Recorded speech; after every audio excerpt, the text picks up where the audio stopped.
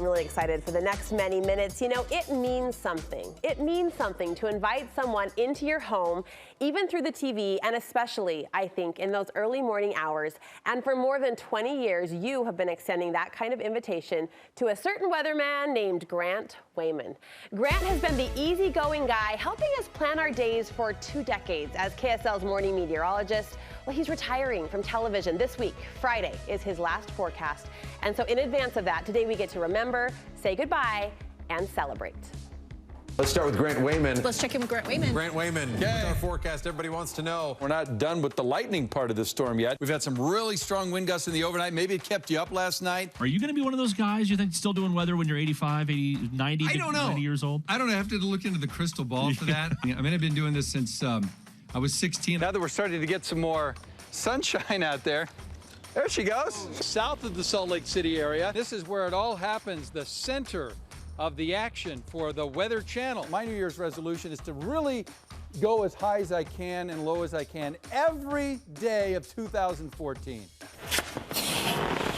It's a little right more, here just a in the little, lower abdomen area. right down here, right down You here. okay, Grinch? Yeah, I'm good. I felt a little transparent, if you know what I'm saying. Look at Grant Weyman. Young Grant Weyman. All I can tell you now is I just wish I had that much hair. Maybe at least half that much hair. Do you feel manly with the man bun? Yeah, Grant, you're tickling the ivories over there. Yes, I am. Yet I'm still afraid to let it show. Something like that. I don't know the words, but that's okay. The next part's too high, so I'm just going to stop right there. Good night, everybody. Travel safely. Try the veal.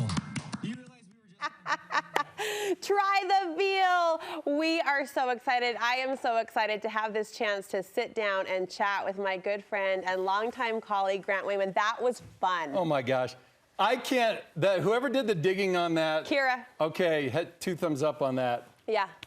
Wow, I don't even know what to say about that. Grant, this is a legacy, though. I mean, that was kind of like a roller coaster ride. We were laughing. Yeah.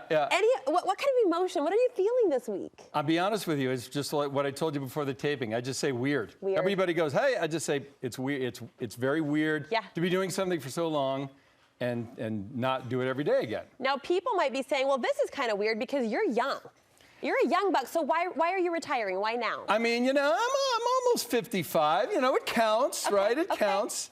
I mean, I'm not done for good in the building. I've been doing a show at FM 100 for years, so I'll still get to do that. And Kev and I are talking about, you know, perhaps coming back and still being like an emergency fill-in guy on the weather. So I'm not totally out of it, but it'll give me more time to do some other things with the family. My daughters are kind of getting to the age where they're getting into the workforce. There's a lot of home studio stuff that you can do nowadays with radio and podcasting and voiceover, so just a little bit of everything. What does your family think about this new chapter? I think they would also say weird too. It's going to be getting used to for everybody, no doubt about that. Yeah, but your girls, to be able to support them at this stage in their life is pretty cool. Yeah, I mean, they're both going into like this animation field, and so kind of a creative thing, and that's what I dabbled in that when I was in college. So I don't know, you know, we'll see. We'll see how it goes. You said college. Let's throw it back. Okay. As in way back. Cue the picture. Cue the picture, please. Oh, no. We'll use this to just gateway into my question about what led you here. But when was this taken? That was 1986, class of 86, Quincy High School, Quincy, Illinois. Yes, look at you. I've never asked you this in all of our years working together. What led you to meteorology? What brought you to the TV weatherman post? So just long story short, I was a DJ first. So my first broadcasting gig was in '84. I was still in high school, so I was a DJ. I got lucky to do that. And then that carried me through college. I studied music and film in college in California, but I still did radio. So I always had a love for radio. Eventually that led to TV news. I filled in for a weather person in Indiana, and I enjoyed it. And one thing led to another, and I got a job here. Would you call yourself a weather geek? I mean, not every weatherman is, but do you really get excited? I would say, yeah, I am somewhat a weather geek. I mean, I'm not a Mark Eubank weather geek. He's the classic, and Kevin and all that. But I mean, yes, I still love the weather. I'm still going to always check it. Friends will ask, hey, Grant, can you check the weather for this? And I'm traveling, so I'm never going to stop doing that. And you're an outdoors guy. Love the outdoors. Yeah. We love to ski and all that stuff and hike. So yeah. I'm gonna just prepare to soak it in. So I'm gonna give you some compliments right now. Okay. But thanks for that chance, and I mean it. You're what I would call, and I hope this comes across as sincere and complimentary as I mean it. You're a steady Eddie. Like, I've sat by you enough over the years filling in on the morning show, and those are unpredictable hours and often unpredictable news stories, right? From traffic to weather.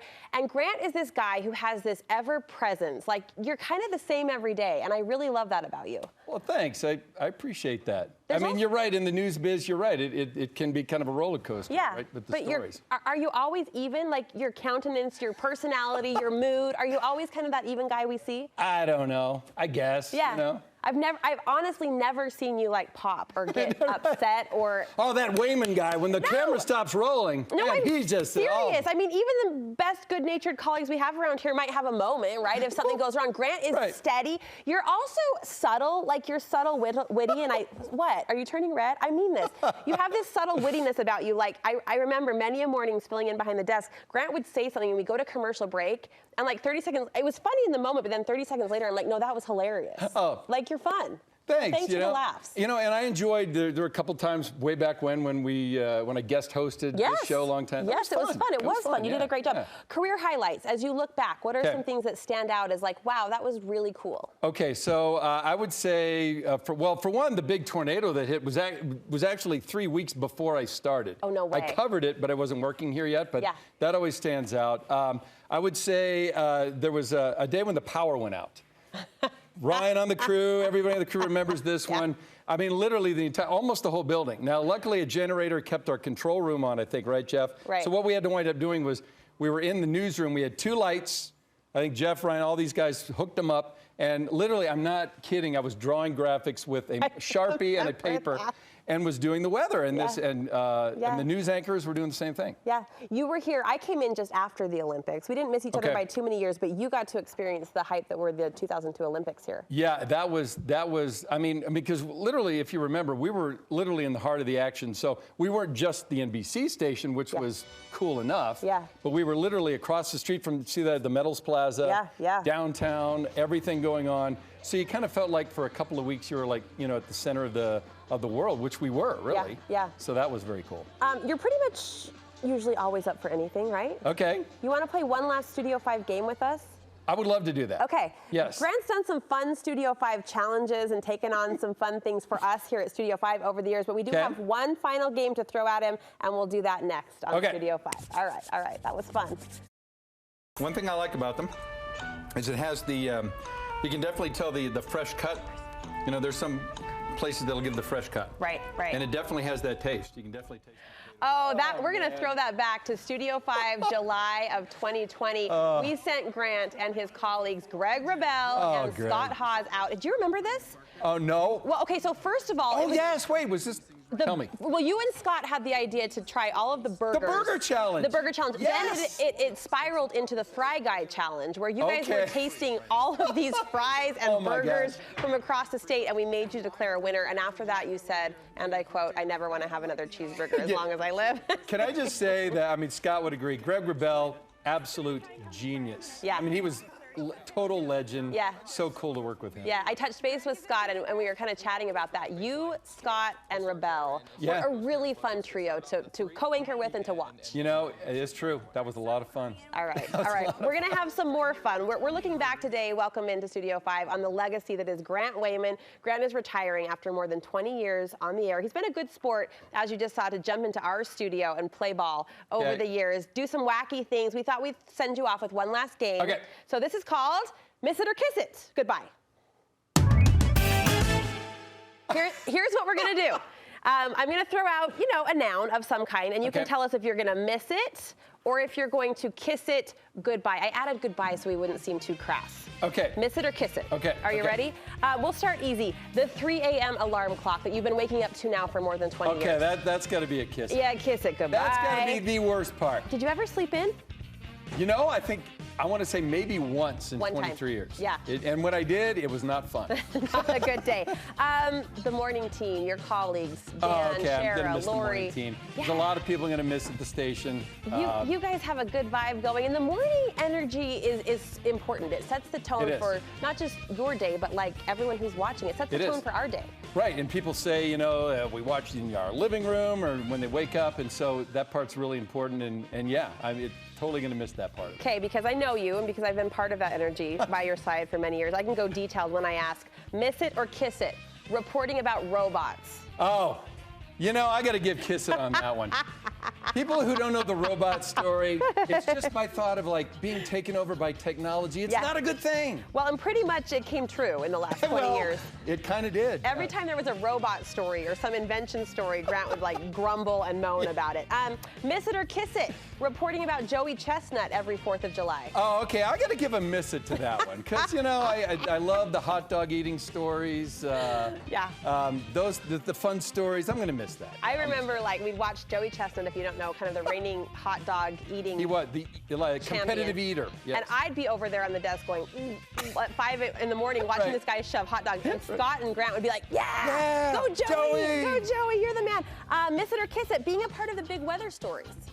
I will say miss that too. Yeah? Because that part, there's been a lot of them, and that's been like when we really put things to the test and all that.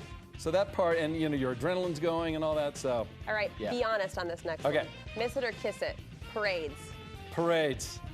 Grant? Grant? I'll miss the parades. Maybe I'll kiss it. I don't know, that's kind of an in-between. No, I'll be honest with you, I love that. Not that we love meeting the people. That part is awesome. Yeah. But it gets a little hot on that float in July 24th. Right, toasty. But the parade wave never goes away. You had a good wave down over the years. Miss it or kiss it, always knowing the forecast, always being in the know. I'll probably miss that part too. Yeah. I'll probably miss having that part people ask too. you. All right, in conclusion, what are you thinking? Your final forecast tomorrow. Yep. Have you thought about that? It's again weird. I don't know what else to say. It's going to be strange.